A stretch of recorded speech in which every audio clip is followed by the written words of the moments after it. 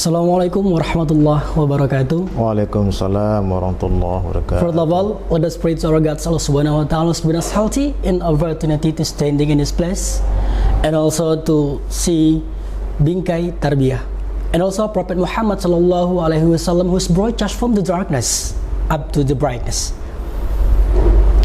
And let me to introduce myself. My name is Rayo Lanza as the moderators today, and also Dr. Ali Imran Sinaga, MAG. Assalamualaikum Ustaz. Waalaikumsalam warahmatullahi wabarakatuh. Sebagai pemateri atau narasumber kita pada hari ini. Penonton Bingkai Tarbiyah, bincang penting seputar karya ilmiah. Sedikit saya perkenalkan, Dr. Ali Imran Sinaga, MAG, merupakan dosen senior di UIN Sumatera Utara. Baik, Ustadz, sekali lagi Assalamualaikum Ustadz. Waalaikumsalam warahmatullahi wabarakatuh. Sebelum kita bahas Ustadz lebih dekat terkait dengan buku-buku, terkait dengan karya ilmiah yang Ustadz tulis, mungkin saya dan teman-teman Bingkai Tarbiyah ingin mengenal Ustadz lebih dekat.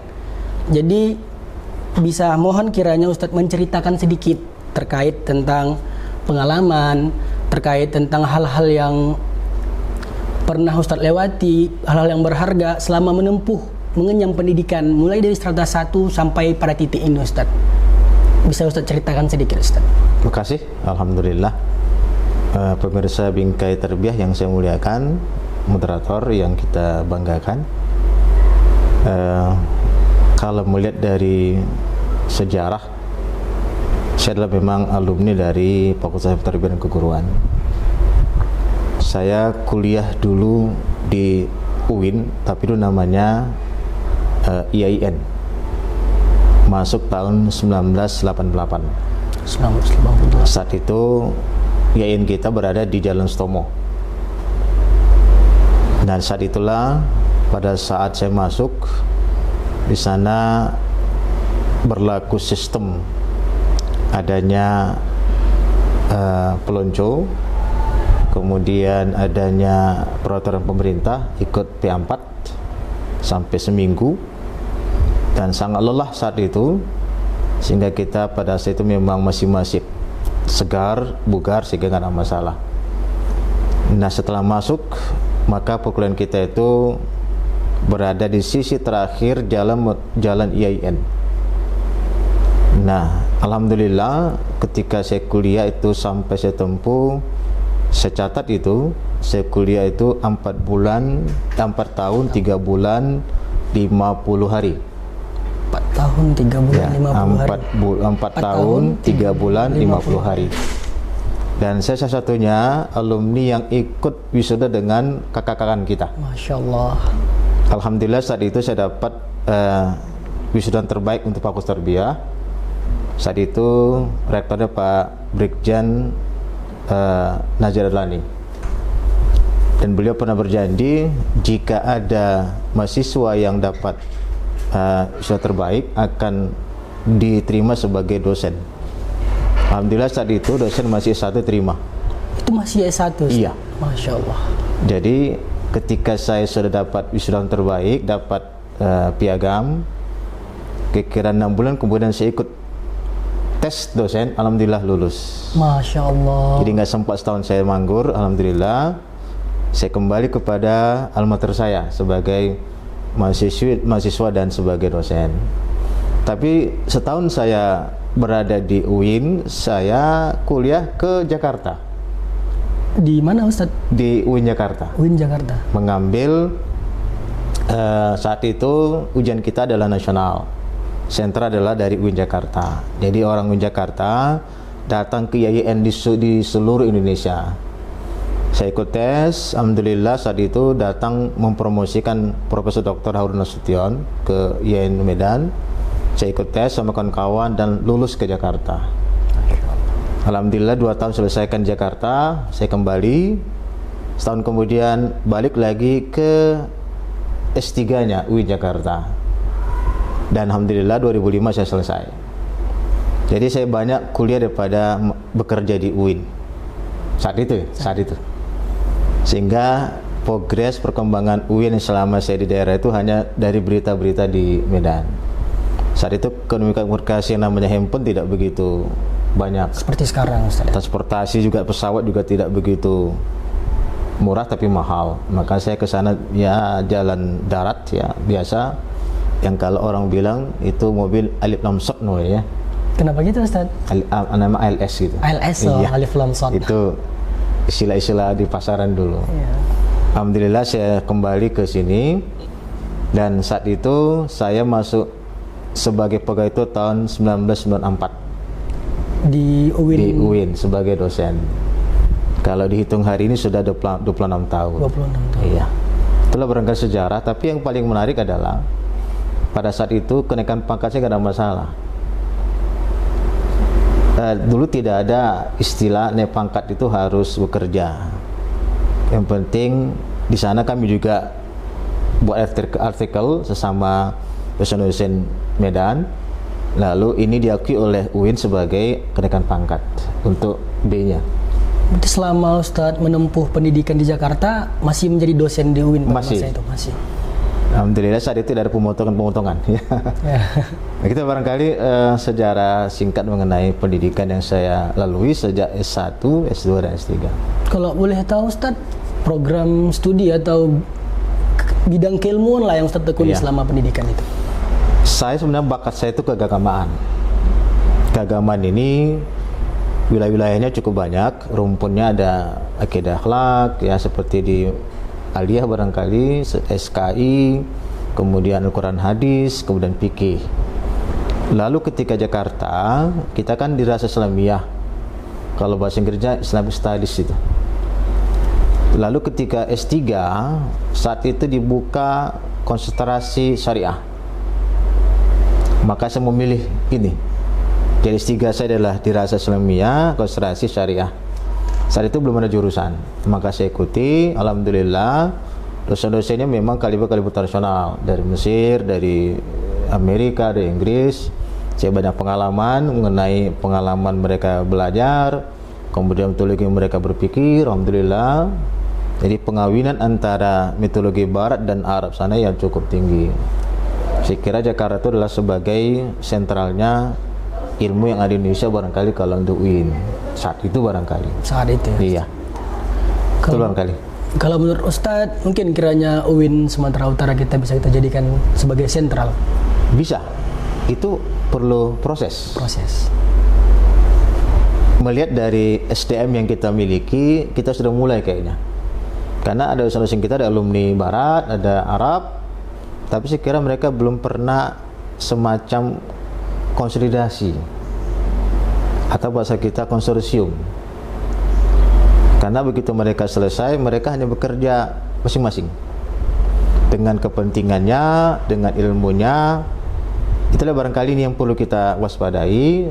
Ke depan UIN ini harus ada kerjasama antara alumni Barat dan Arab supaya lebih koordinasi, mengawinkan metodologi dan konten dalam keilmuan itu harus pasti, sehingga nanti kita coba mudah-mudahan ke depan UIN itu sama dengan UIN Medan sama dengan UIN Jakarta. Ya Allah. Iya.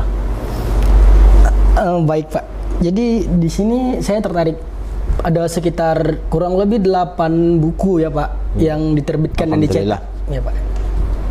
Nah, ini saya ada memegang satu buku Pak, Fikih Al-Takhtit. Iya. Ya Pak, gitu cara bacanya Pak. Nah, Iya. Fikih Al-Takhtit, takhtit.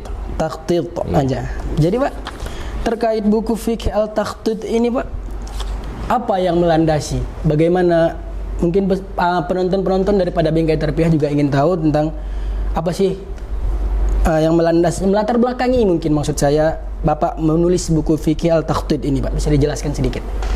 Ya, buku ini sebenarnya proses panjang. Jadi buku-buku yang kita belakang ini sebenarnya adalah semacam tahapan-tahapan. Puncak dari itu adalah di sini. Kalau bahasa takhtit itu kan silabus, ya. Silabus akademik namanya.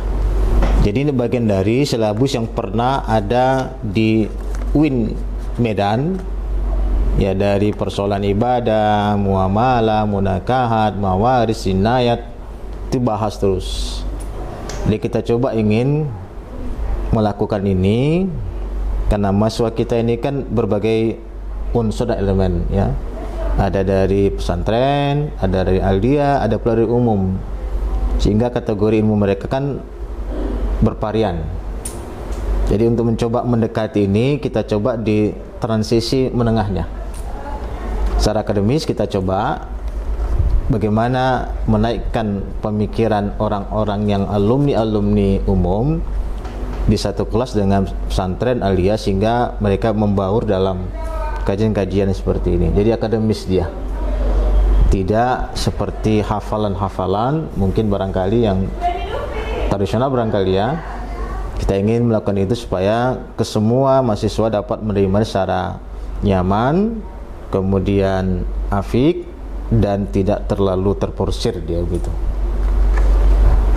Kira gitu. Jadi pembahasannya itu tidak menekankan hafalan-hafalan. Tidak. Tidak ya, Pak. Kita lebih banyak analisis.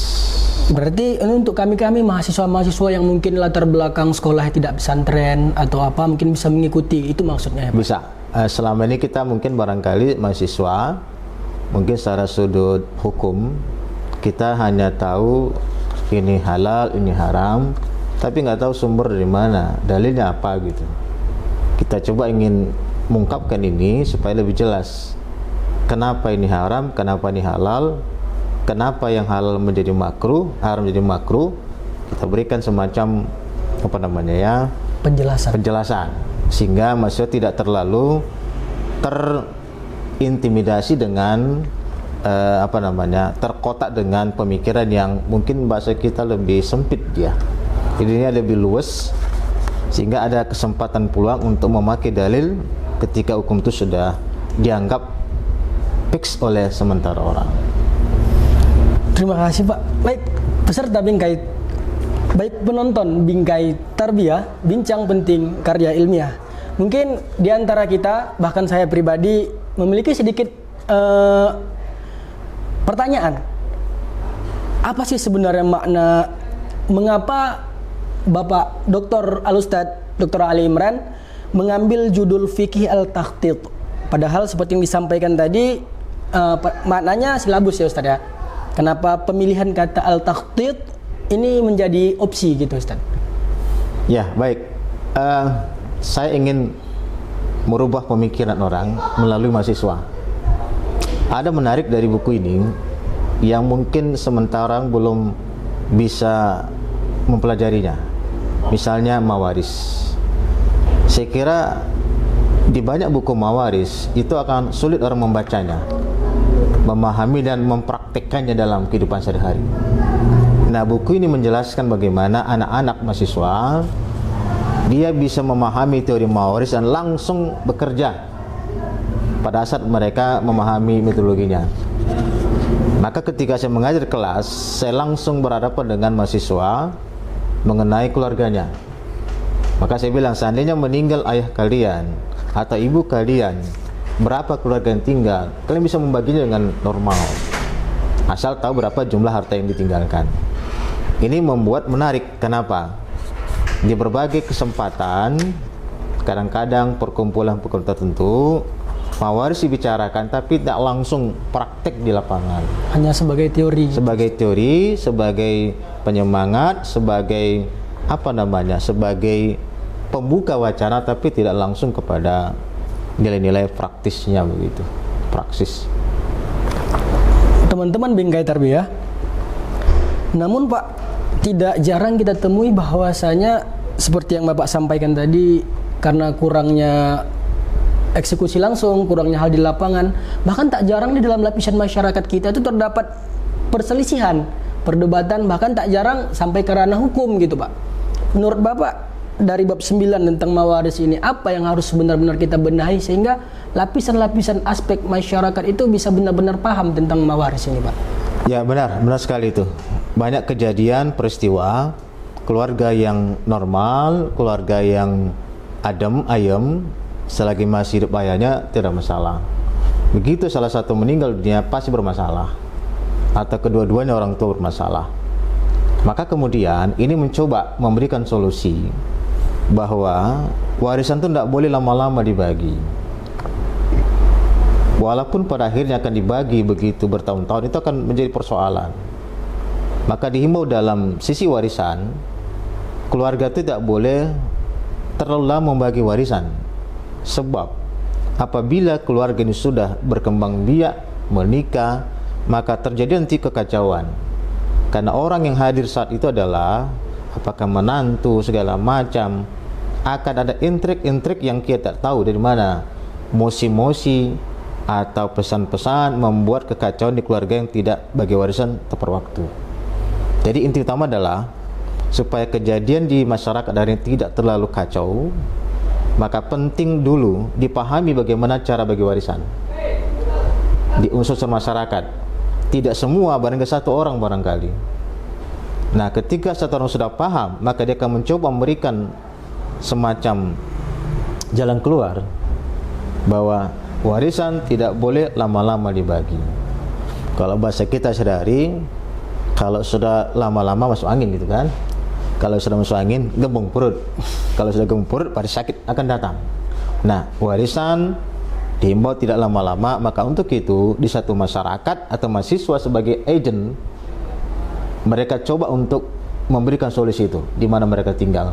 Inilah barangkali sisi ini berempat. Jadi kita coba membangun masyarakat sisi warisan dengan cara mahasiswa paham dulu, mereka ajarkan kepada masyarakat sehingga masyarakat sebagian besar akan paham betul tentang warisan ini. Itulah yang saya maksud. Tidak sampai saya ke masyarakat, tapi masuk sebagai agent kita untuk memberikan penerangan itu. Dan buku ini sebagai senjatanya. Ini senjata, semacam kamus bagi mereka ini. Teman-teman Bingkai Tarbiyah, dari penjelasan Bapak tadi bahwasannya warisan itu ibarat bom waktu yang bisa meledak kapan saja. Jadi lebih baik agar menghindari perseteruan, maka lebih baik dibagi secepatnya ya Pak ya. Satu lagi, harus ada satu orang yang menangani persoalan itu. Satu orang. Itulah alumni UIN. Masya Allah.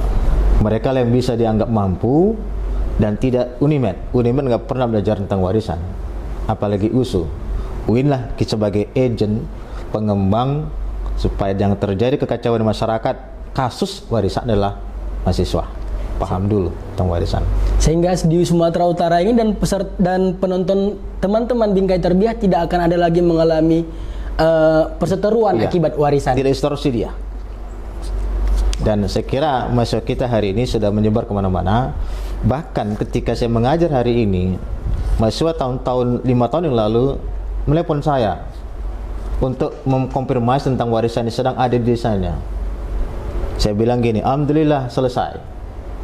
Tapi dengan syarat mereka harus paham betul bagaimana caranya. Itulah barangkali efek dari sebuah pengaruh ini. Alhamdulillah kasus di desa-desa itu selesai ketika ada mahasiswa UIN berada di tempat setelah mempelajari buku ini. Masya Allah. Alhamdulillah. Sangat luar biasa manfaat dari buku ini. Itu masih satu bab ya Pak ya? Masih bab 9 tentang warisan. Buku ini buku terbaru Pak ya? Alhamdulillah terbaru. Baik teman-teman Bingkai Tarbiyah, ini buku terbaru dari Bapak Dr. Ali Imran Sinaga, MAG, cetakan pertama November 2020 ya Pak? Sudah hampir 2 tahun lebih Pak? Ya, ber-2 tahun lah. Hampir 2 tahun ya. 2 tahun. Dan jumlah halaman juga ada 290 halaman buku.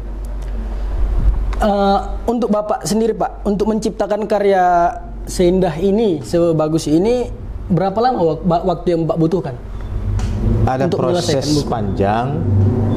Selain draft, pengeditan, pengelusan bahasa, kemudian kepada siapa tujuan buku ini.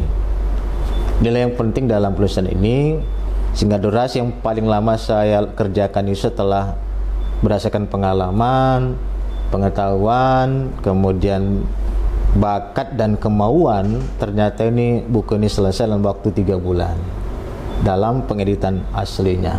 3 bulan? 3 bulan. Masya Allah. Ingat, berdasarkan pengalaman, pengetahuan, bakat dan kemauan. 3 bulan sudah termasuk editor? Sudah termasuk editor. Masya Allah. Mungkin apa Pak yang bisa menjadikan motivasi untuk Bapak menulis buku itu agar kami mahasiswa UIN Sumatera Utara ini selain daripada sebagai agen mawaris tadi di kampung kami juga suatu saat pinginlah Pak buat buku Ya. tuh, tips and trick gitu dalam menulis. Guru besar saya, Prof. Hono Setian pernah berkata, kalau kalian ingin dikenal, nulis buku. Anda kenal Ibnu Rusdi, kenal. Dari mana? Buku beliau. Anda kenal Ghazali, kenal buku beliau. Jadi orang kau tak punya buku, tak akan kenal orang 1000 tahun yang akan datang. Tenggelam dia. Kita punya teman-teman Ghazali, tapi tenggelam kenapa? Tidak punya buku. Saya kira ke depan, kalau ingin dikenal, tulis buku. Walaupun sudah meninggal dunia kita, buku kita tetap eksis di masyarakat, dan insya Allah barangkali 10 tahun kemudian akan dikenal pemikiran kita saat itu. Makanya yang menggugah saya, kenapa Universitas menjadi bagian dari akademik saya, bahwa ingin dikenal, nulis buku. Anda kalau tidak nulis buku, akan tenggelamlah nama Anda. Sebagai tenggelamnya jasad di kuburan. Tapi kalau buku ada, Anda sebagai ibaratkan masih ada. Rasulullah itu sudah meninggal pas sahabat yang lalu. Tapi kenapa kita sebutkan nama kayak seolah ada di hari ini? Itulah dia. Nama beliau disebut. Buku juga demikian. Harun Rasul meninggal tahun 99. Kenapa masih berakar pikiran beliau? Ada buku beliau. Jadi kepada teman-teman kita di Bingkai Tarbiyah, satu hal, ini bagian dari wakaf kita untuk umat manusia. Selain kita dikenal, pemikiran kita akan dilakukan orang, dan bagian dari setiran hadis Rasul kan gitu kan, ilmu yang bermanfaat. Saya kira walaupun kita sudah tidak ada, buku ada, insya Allah pahala terus jalan. Saya kira ini penyemangat saya, bahwa walaupun saya tidak ada, insya Allah mungkin anak cucu kita, kalau belum kiamat barangkali 10 tahun yang akan datang, saya kira buku ini masih di jajaran-jajaran pustaka masih berlangsung. Apalagi sekarang sudah ada website. Tinggal panggil nama, buku sudah ada. Kalau dulu kan pustaka kita berdebu, berat, balik-balik. Ini kan sudah tinggal online. Saya kira siapapun nama yang kita sebutkan pasti muncul. Tapi itulah barangkali sisi dari semangat ini. Selain panggilan agama, panggilan duniawinya, tapi juga panggilan kepada keturunan kita ke depan hari tentang nilai-nilai nilai generasi keilmuan ini. Sedikit Bapak Ustadz, mungkin saya sebagai mahasiswa dan mungkin teman-teman daripada Bingkai Tarbiyah mendapat motivasi dalam menulis buku, tapi mungkin keraguan di hati kecil kami ini, para teman-teman Bingkai Tarbiyah takut salah Pak. Mungkin kami yang masih strata 1 yang belum selesai pengen nulis buku, tapi kami takut kesalahan ada dalam buku itu seperti itu, bagaimana Pak? Kita tak perlu takut salah. Tulis buku itu bukan takut salah. Tulis draftnya dulu, nanti narasi dan editing. Lalu ada istilah kita semacam kontra pendapat. Dan pengalaman itu mengajarkan kita tentang kualitas ini. Masing-masing manusia akan beda dalam pendapat ilmunya. Tapi kalau sisi ini saya kira akan terjadi kontra, itu biasa. Selagi tidak masuk kontra yang sangat sangat radikal. Selagi masih dalam standar-standar umum, saya kira buku kita akan menjadi tidak persoalan. Ya, banyak contoh barangkali buku-buku yang sangat radikal tapi juga masih eksis. Mengkaji tentang akhirat tapi juga dalil yang digunakan. Walaupun mereka tak pernah ke akhirat, tapi kajian mereka tetap menjadi bagian dari kekayaan ilmuwan kita hari ini. Saya kira itu jawaban saya. Terima kasih, sangat super sekali Pak, membuka wawasan kami sebagai mahasiswa terkait apa yang Bapak sampaikan. Dan mungkin Pak, kira-kira seandainya kami ingin membeli atau mendapatkan buku-buku Bapak, terlebih dari buku ini yang sangat menarik, itu kira-kira kami bisa dapatkan di mana Pak? Ya, kita bisa membeli dari penerbit yang ada di buku ini. Dia bisa kita lacak. Nah, ini saya kira bisa diperoleh di buku-buku buku-buku yang ada penerbit. Selagi masih ada stok yang ada, bisa kita peroleh seperti itu. Baik teman-teman Bingkai Tarbiyah, bahwasanya buku Bapak Dr. Ali Imron Sinaga bisa kita dapatkan dari penerbit Kencana di Jalan Tamra Raya nomor 23 Rawamangun Jakarta, atau bisa dibeli secara online Pak ya. Ya. Baik Pak, saya rasa sudah sangat luar biasa pembicaraan kita pada hari ini. Teman-teman Bingkai Tarbiyah, saya Rayu Lanza. Mohon maaf apabila terdapat kesalahan, penggunaan kata dan lain hal sebagainya. Semoga pembicaraan kali ini dengan Al-Ustaz Dr. Ali Imron Sinaga mendatangkan banyak manfaat bagi kita semua, terutama bagi saya pribadi dan juga teman-teman Bingkai Tarbiyah, bincang penting seputar karya ilmiah. Saya Rayu Lanza dan Dr. Ali Imron Sinaga memohon maaf apabila ada terdapat kesalahan. Wabillahi taufiq wal hidayah. Assalamualaikum warahmatullahi wabarakatuh. Waalaikumsalam warahmatullahi wabarakatuh. Ustaz.